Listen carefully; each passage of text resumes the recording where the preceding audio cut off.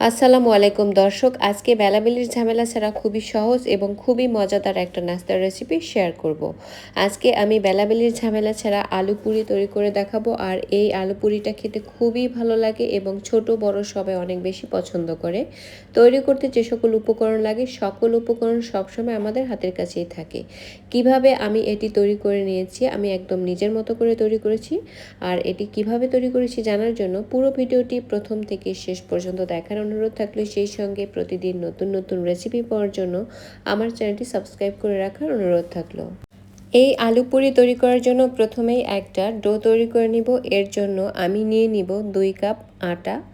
আর 2 cup আটার সাথে আমি 2 টেবিল চামচ চিনি ব্যবহার করেছি, হাফ চা চামচ কালো জিরা ব্যবহার করেছি, আর ব্যবহার করেছি পরিমাণ মতো লবণ। সেই সঙ্গে প্রতি 1 কাপ আটার জন্য 1 টেবিল চামচ করে মোট 2 টেবিল চামচ রান্নার রেগুলার তেল ব্যবহার করে আমি সবগুলো উপকরণ একসাথে হাতের সাহায্যে ডলে ডলে ভালো করে মিশিয়ে নিব। যখন মেশাতে মেশাতে এরকম মুঠো করা যাবে, আবার হাত দিয়ে চাপ দিলে ঝুরঝুর করে ভেঙেও যাবে, তখন বুঝতে হবে ভালো করে মেশানো হয়ে গিয়েছে। এই পর্যায়ে ঠান্ডা পানি দিয়ে আমি একটা ডো তৈরি করে নিব। নর্মালি রুটি তৈরি করার জন্য যেরকম কনসিস্টেন্সির ডো আমরা তৈরি করে থাকি সেরকম একটা ডো এখানে তৈরি করে নিতে হবে। তো আমি ভালো করে মিক্স করে এরকম একটা ডো কিন্তু তৈরি করে নিয়েছি। আর ডোটাকে একটু ভালো করে মথে নিতে হবে। আর মথে নেওয়ার পরে ডোটাকে আমি ঠিক 10 থেকে 12 মিনিটের জন্য রেস্টে রেখে দিব। আর হ্যাঁ, রেস্টে রাখার পূর্বে কিন্তু এটি অবশ্যই ঢেকে রাখতে হবে, আর নাহলে কিন্তু উপরের দিকটা ড্রাই হয়ে যায়।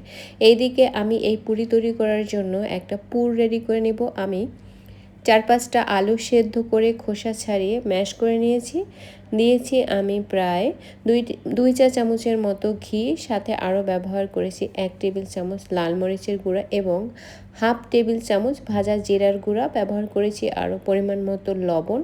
আর এই পুরটা আমি তৈরি করব কাঁচা পেঁয়াজ দিয়ে, তো আমি পরিমাণ মতো কাঁচা পেঁয়াজও ব্যবহার করেছি।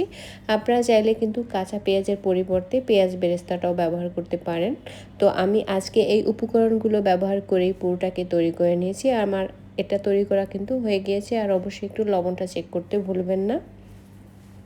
এখন আমি ফিরে আসছি ডোয়ের কাছে। ডোটা কিন্তু আরও অনেকটা সফট হয়ে গিয়েছে। এখন এই ডো থেকে ছোট ছোট করে লিচি কেটে নিয়ে তারপরে আমি হাত দিয়ে যেভাবে ঘুরিয়ে ঘুরিয়ে একটু চ্যাপটা করে নিয়েছি, এই একইভাবে চ্যাপটা করে তারপরে আমি যে পুরটা রেডি করে রেখেছি সেখান থেকে একটু পুর মাঝখানে দিয়ে আমি কিভাবে সিল করে দিচ্ছি আপনারা ভিডিও দেখলেই বুঝতে পারবেন।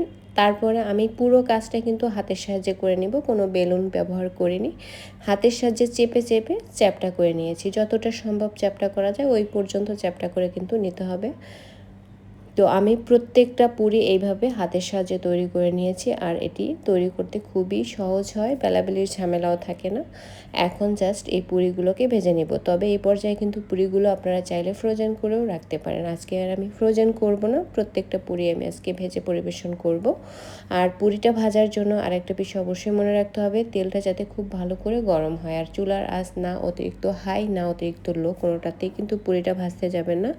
মিডিয়াম টু লো আছে একটু সময় নিয়ে পুরিটাকে ভাজতে হবে, কারণ এটি যেহেতু আমি বেলে নিইনি তাই এটা একটু মোটা। একটু সময় নিয়ে ভালো করে ভেজে নিলে একদম মচমচে হয়ে যাবে।